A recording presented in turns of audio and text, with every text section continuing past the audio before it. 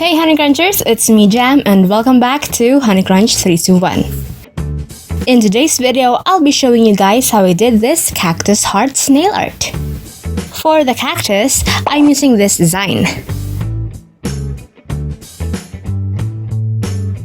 Then, let's paint it with colors.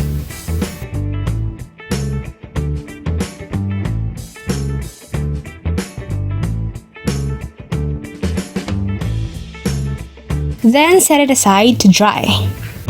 Now I'm applying a fast drying top coat to my ring nail, letting it to dry a bit, then stamp the design. And as for the hearts, I'm using this pattern, and I'm using a white regular nail polish.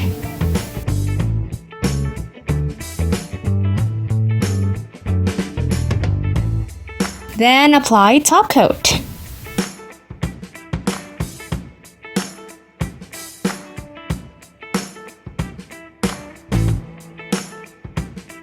And there you guys have it.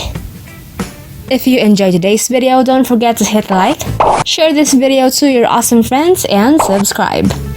Follow me on Instagram to get the latest updates. And that's it for today, you guys. Thank you so much for watching, and I'll see you on my next video. Bye!